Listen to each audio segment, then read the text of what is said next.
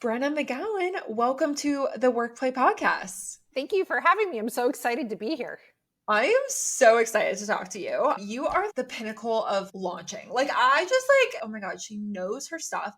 I can't wait for you to just riff on all the things. But first and foremost, I want you to kind of introduce yourself, what your business is, how long you've been in business. I got into business on accident in 2018. I was a stay-at-home mom primarily. I was doing like some little odd jobs, and I had a friend. I always joke I started my business out of vanity because I had a friend who was an esthetician. She was starting a business, and I wanted fake eyelashes, an eyelash extension. So I was like, why don't I help you with your marketing and you can do my eyelashes? So we set it up like as a little bit of a trade, and people liked what I was doing on her Instagram. And the funny part of all this is like, I didn't even have a personal Instagram, and I didn't have like any social media. I had barely done email marketing. I just kind of threw myself into it, and people really liked what I was doing. And back then, especially, I know we're talking a lot about visuals. This is back in like flat lay days, like when you had to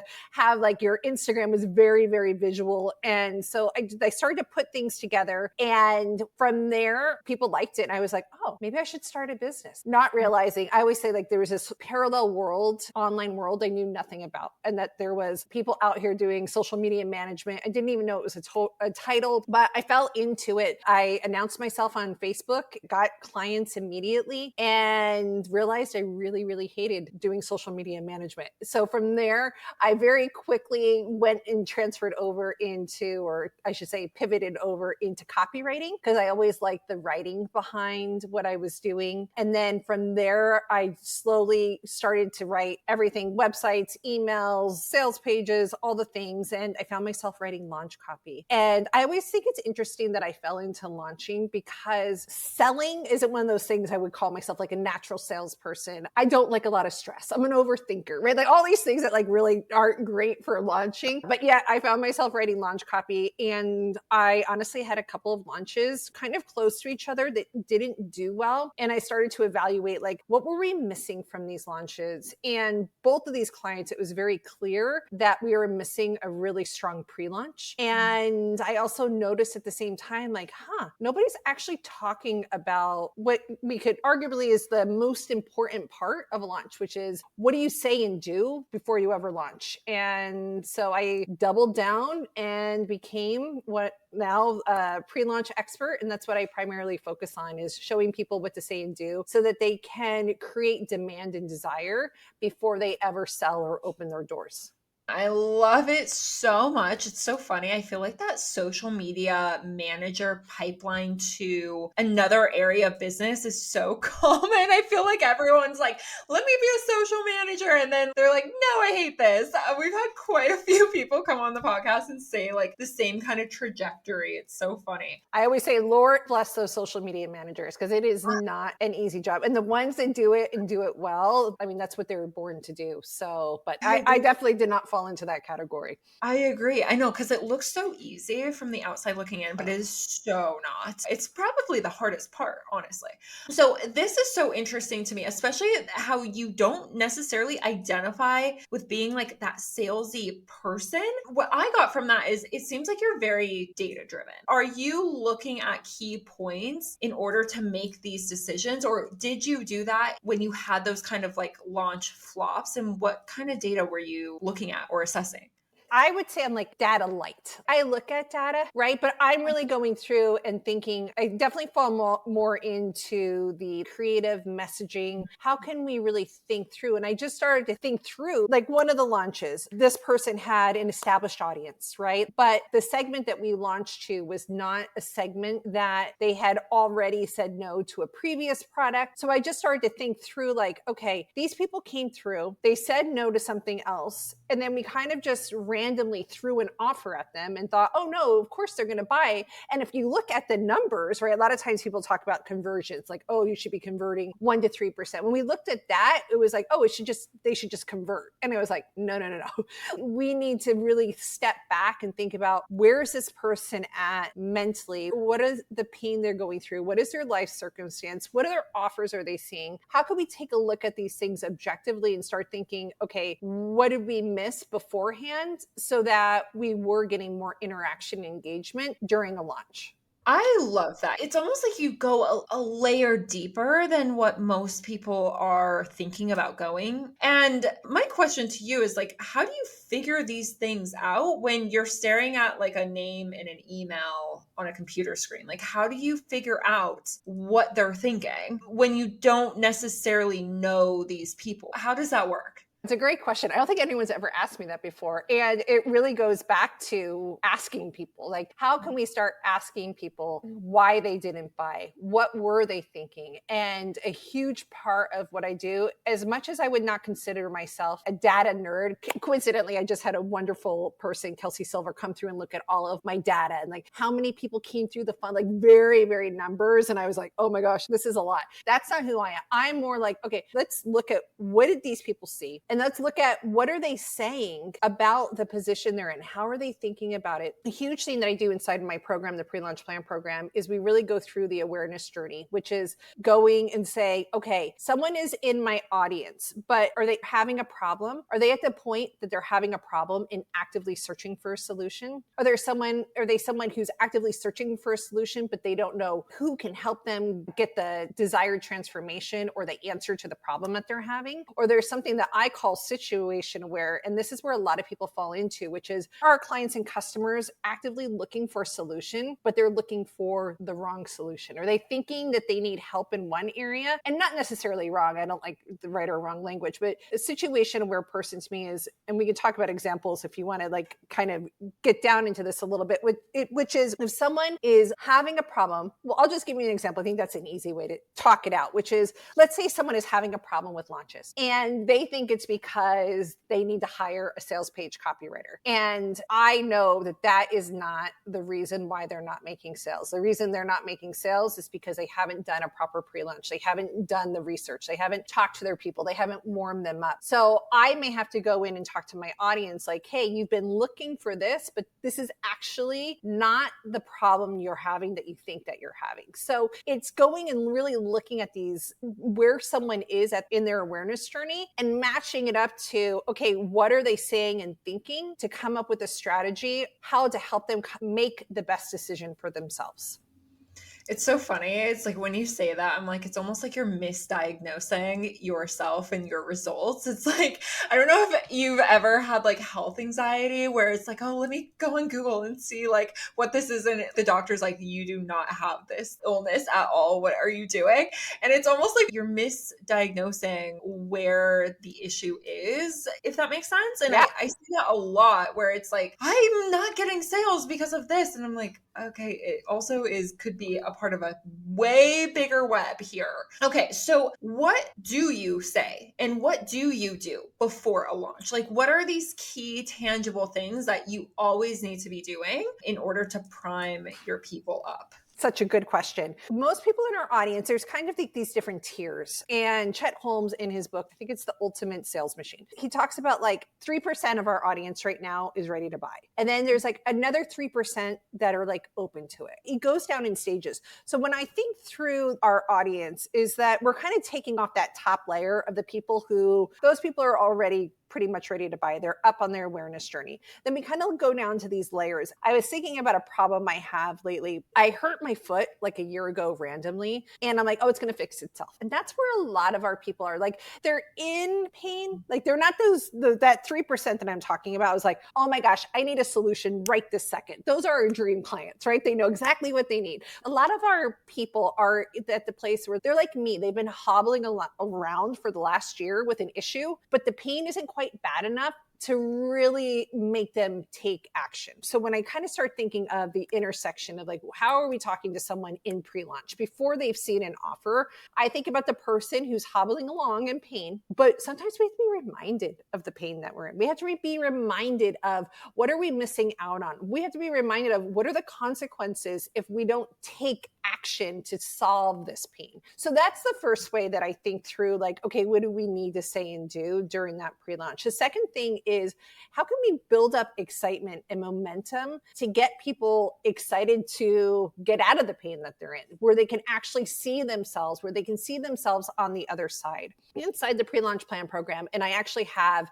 a calendar that you can use, people can download for free, where I break down these things. So in case someone's in the car and you're like, oh my gosh, I don't have a pen, you can go grab the freebie and it breaks it down. It's an AI calendar and it plans out your launch in just seconds. But what it does is I like to break it up into weeks. It doesn't have to be weeks, but it just the way my brain works. So the first thing that we want to do before we ever launch is really establish who we are as a business owner, why we do what we do in terms of the problem and the solution that we offer. I spend a week, and right now there is a lot of trust. I think I heard it from Veronica Romney, but there's a trust recession, right? People just aren't trusting. They've been burned before. They've tried things, they haven't worked. And what really establishes that, and people like to know who they're, it's classic know, like, and trust. People want to know who they're doing business with. So really talking about who you are, your values. And this doesn't have to be like deep stuff. I did a post on social media a couple of weeks ago that was trending. And it was about, like I said, I started my business out of vanity. And I also started it so I could get Botox and not ask my husband for money. I'm Gen X midlife. So we need all the Botox at this point.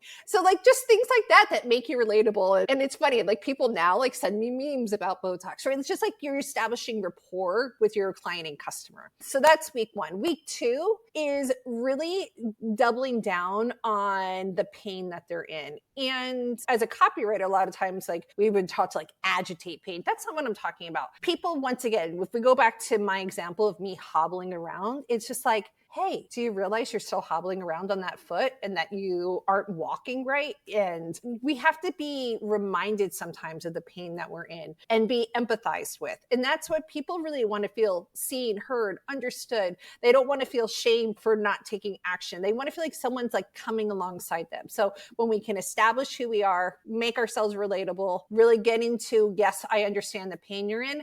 The next thing that comes up is what I go into, what I call myth week, which is now that we've established, I know what pain you're in. Now these things come up. So for example, for my foot, I might have a myth. Like my myth around my foot hurting is that it's just going to fix itself, right? So I need to talk about that myth, why my foot's actually not going to fix itself, right? Like how I'm actually going to probably end up not being able to walk in 10 years if I don't fix my foot.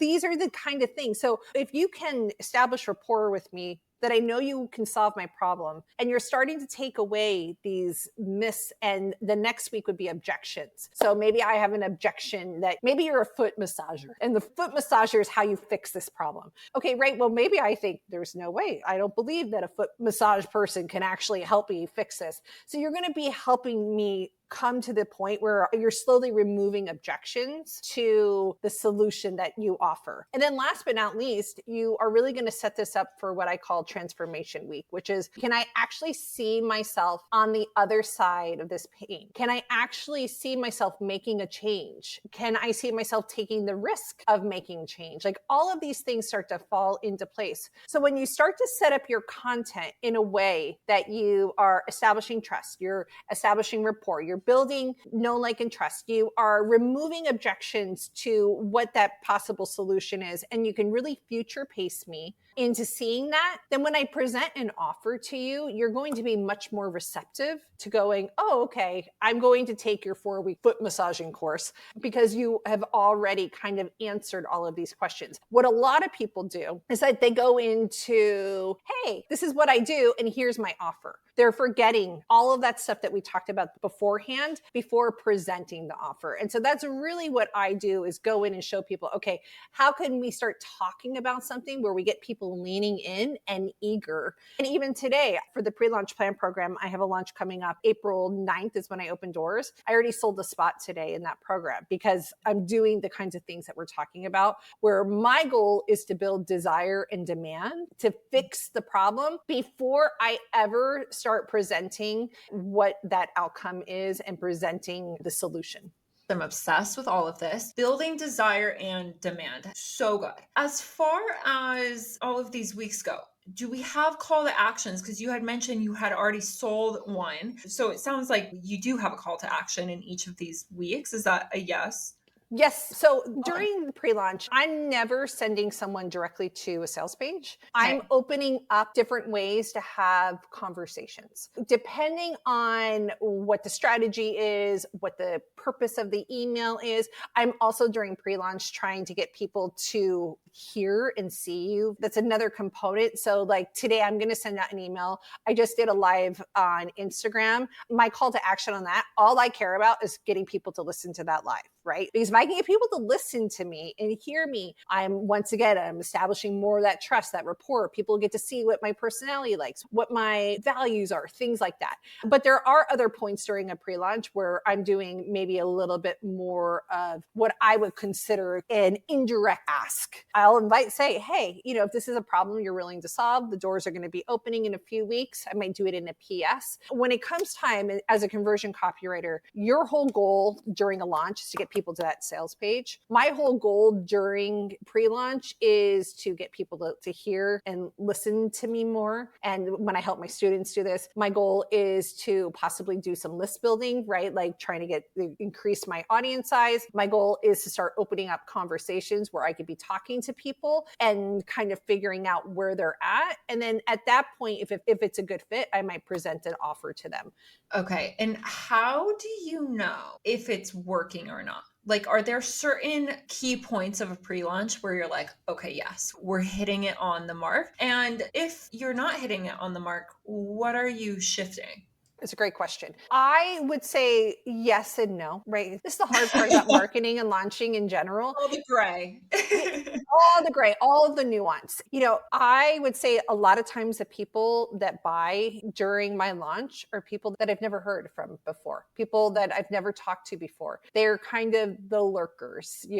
So I would say that I am cautious to not overreact if it feels a little quiet during pre-launch sometimes, because of the exact reason that sometimes people just need a longer time. People are watching. I would be looking at is like, okay, are people opening my emails? Is my open rate staying up? If I am trying to get them to click through to listen to me, are they clicking? Am I getting responses? Are I starting conversations? I think over time you kind of can start to feel and see, okay, yes, people are responding to this. Or if there's complete radio silence at that point, once again, this is what I love about pre-launch is you can just say, hey, is this resonating with you? What do you think about this? Like you can start asking questions and trying to maybe redefine. But what I see more often than not with the people that I work with is that it's pretty clear that they start getting, because I'm not sitting and going, I need to do a content calendar, so I'm just going to like go into Pinterest or make a guess about what I should say today. Everything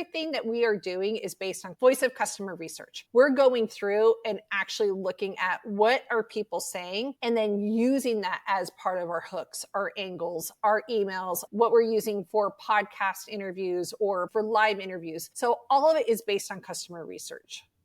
I love that. And I think that's really key is like pulling in their data or pulling in what they are saying, not what you think they want or what you think they're thinking. I think that's really, really key, especially in copywriting.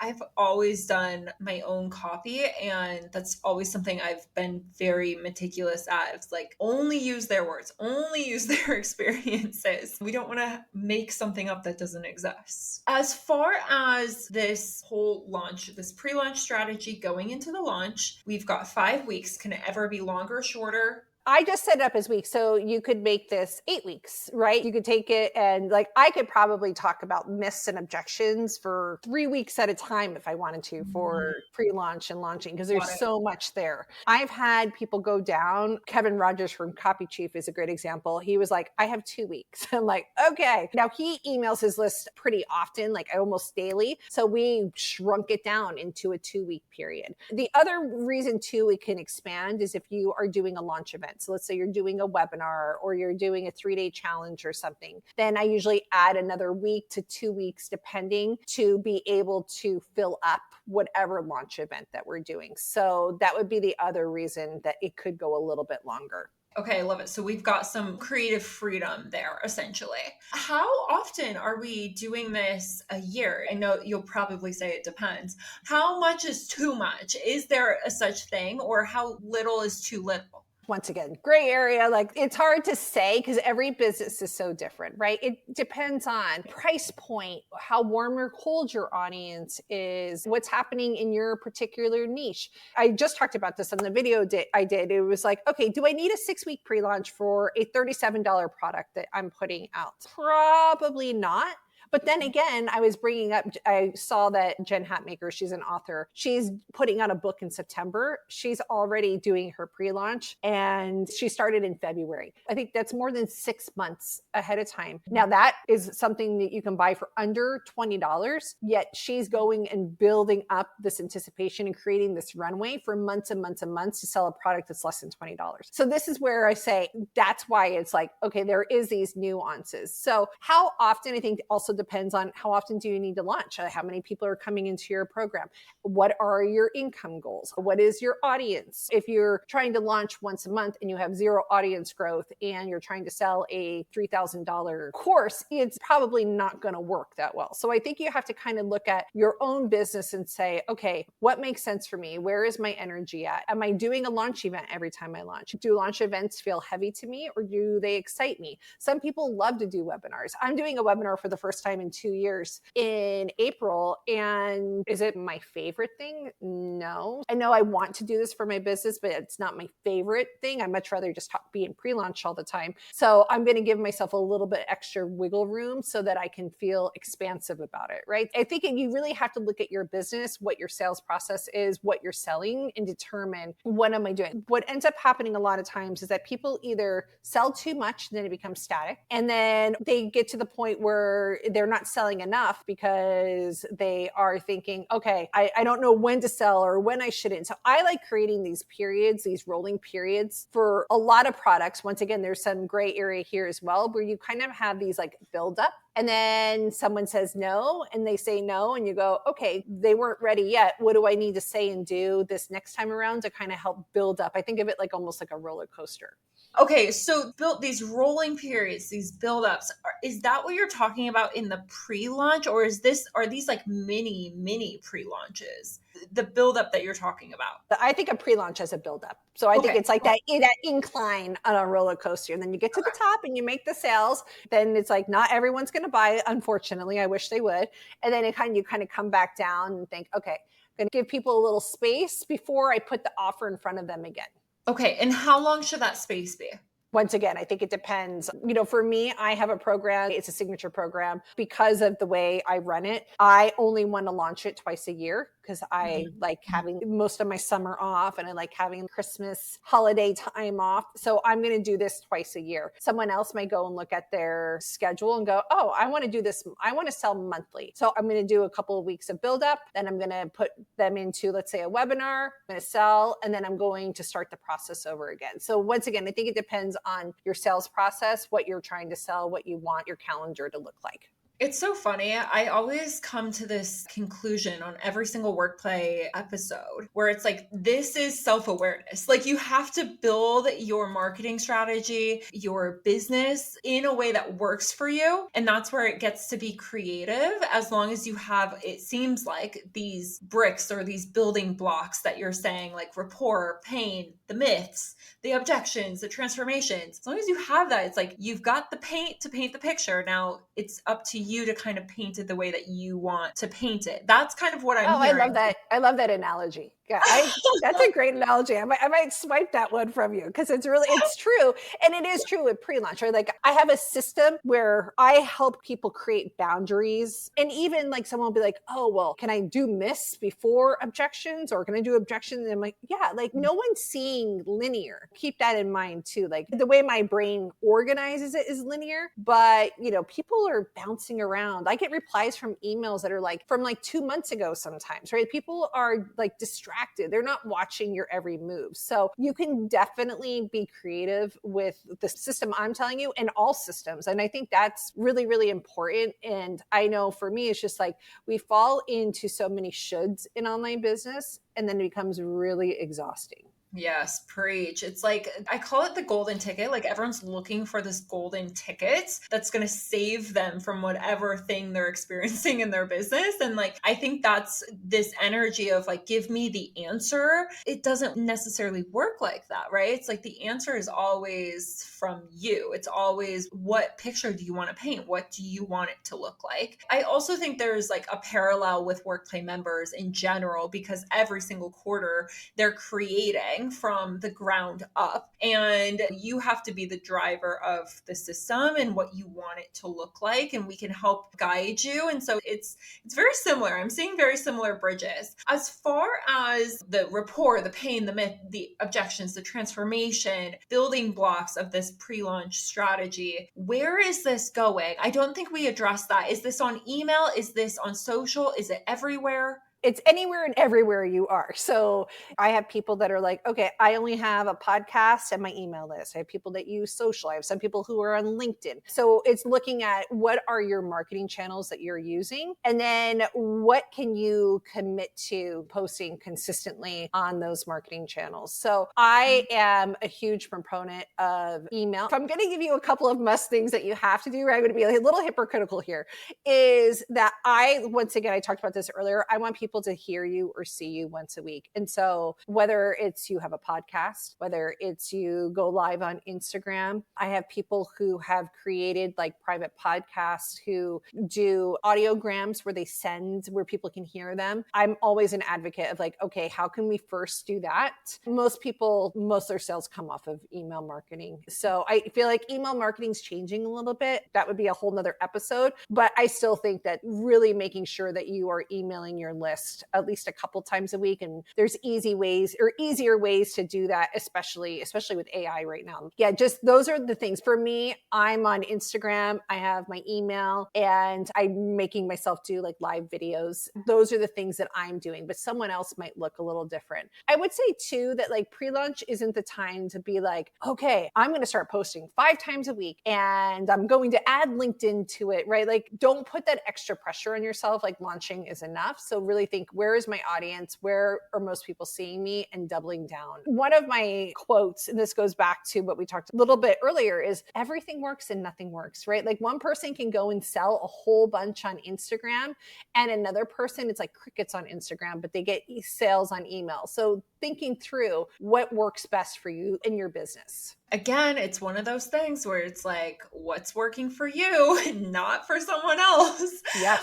I love how you can apply the system to anything. So it's like, whatever you're doing, you can apply this.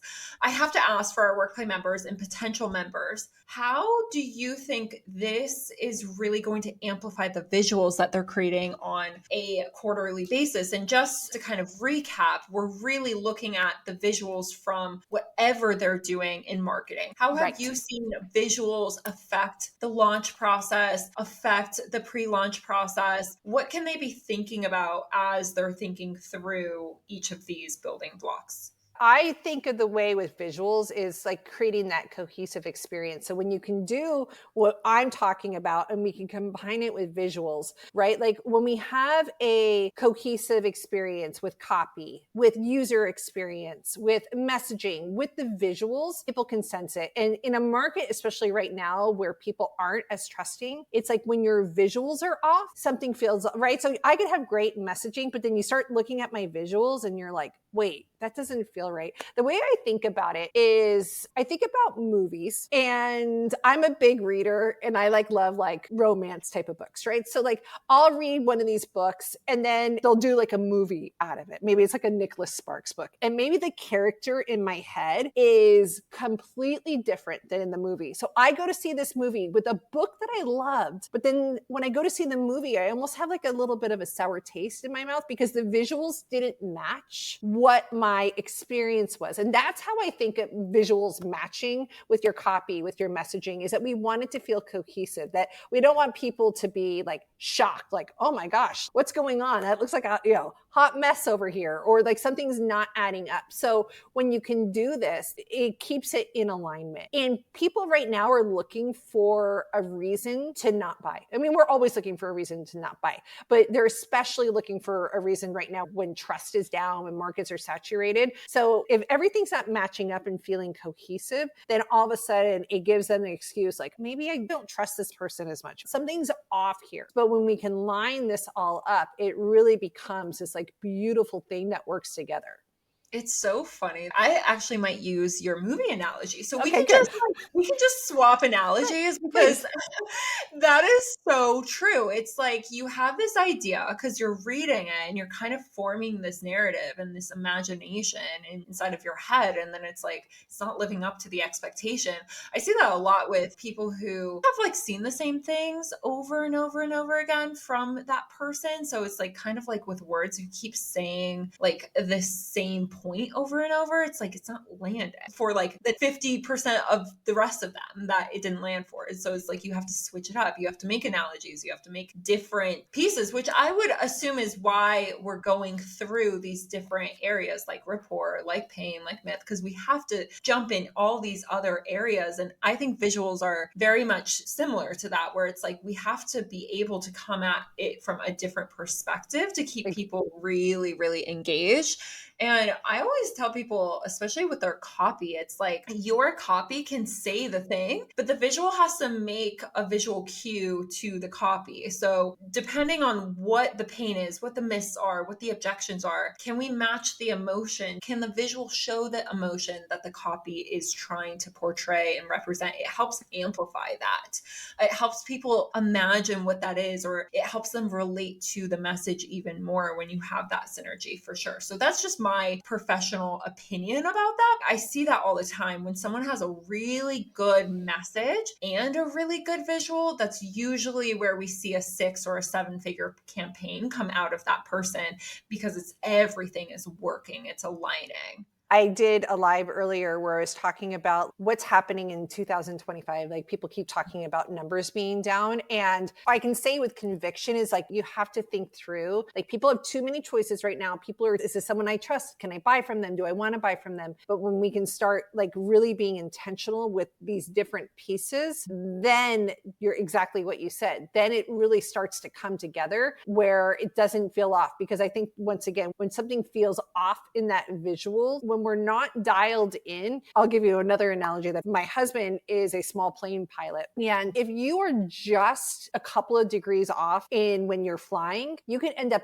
hours away from your destination. In our minds, we're like, oh, it's just a degree or two. But we're sending our clients and customers hours away from where we want them to be. When we can dial this all in together, it starts to flow. And you end up at the right place at the right time. Oh, I love that. And I think when you do that, it's like you make more money. It's like, okay, we're dialed in. I'm obsessed with this conversation. When it comes to the messaging, I always implore people to think about that, because a lot of times WorkPlay members are coming to us and let's say something isn't working in their business the way that they're wanting it to work, and they place so much importance on that visual. And I think what the goal of this conversation here is to say there is another part of this is almost like the opposite of a visual. It's the written word, right? It's the message. And if that is not dialed in, the visuals can't necessarily be amplified in the way that you're wanting them to be amplified. So I just wanted to make sure we are leaving with that point of how important this is to your visual marketing campaigns and to how you're showing up in your marketing in general. Because like you said, this is across all platforms. This isn't like an email strategy, just an email strategy. This is also social strategy. It's also whatever it is, it's how people are connecting with your offer. So I'm obsessed with all of this. How can people find you? How can they connect with you? How do they implement this with your help? Yes. So you can find me at brennamcgowan.co. We do /calendar. You could get that calendar where I help you plan out in just seconds to answer some questions, and we'll spit out all of these topics. So that's the best way to come. Also, you can come find me on Instagram at Brenna McGowan Co. and come say hi, and we can hang out and chat over there. And I have used this calendar. It really does spit everything out in a second. So go, we'll make sure that's in the show notes, but go down or do that, put in your information. It's like a life saving tool that you And you have. can use it every lunch. I was doing my own lunch and I did it. And it's like, oh, this is so nice. I'm like old school. Like usually I have like a paper calendar. And I'm like, oh, it like did all this work for me. I could just plug it into my Google Calendar with that. So easy. I love it. I love working smarter, not harder. Thank you so much, Brenna. I cannot wait to see how this all unfolds for all of our WorkPlay members and getting their messaging right for their pre launch. Thank you. Thank you.